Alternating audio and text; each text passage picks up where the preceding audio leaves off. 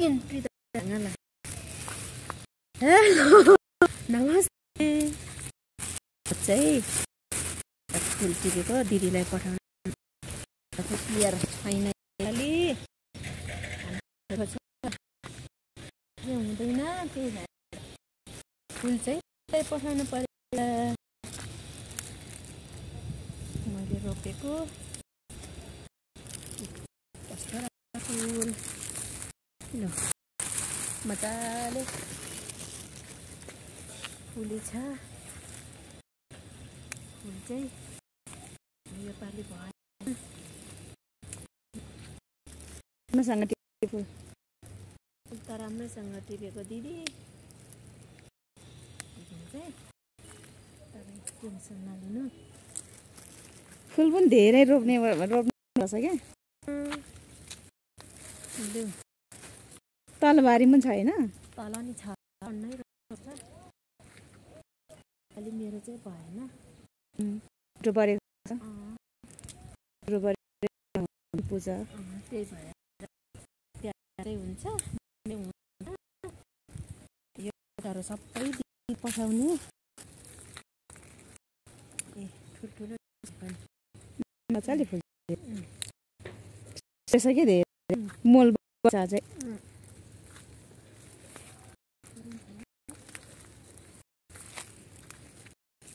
अर्को झोलामा पनि हाल्नुपर्छ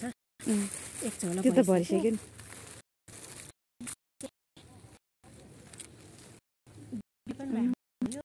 त्यो त बिउलाई पनि राख्नु कस्तो रहेछ है फुल त आहो ल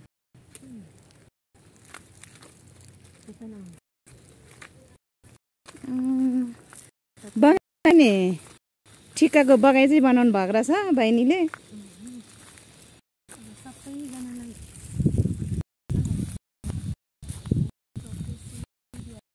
तल बारी पनि छ होइन अनि हाम्रो यसपालि पूजा हुँदा अवसर अनि फुल चाहिँ लिन आउनु भनेर भन्नु न साथीहरूलाई म टिपेर दिन्छु फ्रीमा है फेरि पैसा होइन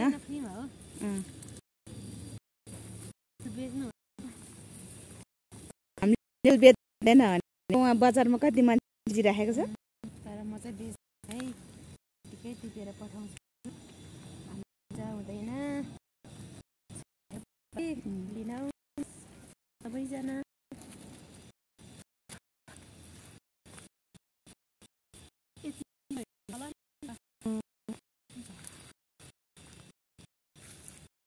फुल चाहिँ धेरै राम्रो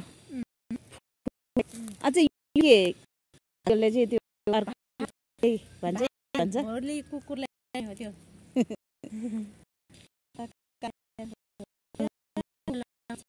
ए कुकुरले चाहिँ यो भाले फुल लाउनु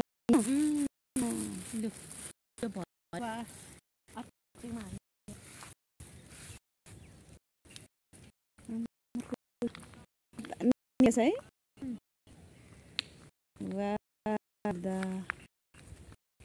मान्छेले है कस्तो राम्रो फुल रोपेर कस्तो मजा फुलेछ हामी पो बहिनी त धेरै जङ्गारिएको छ नि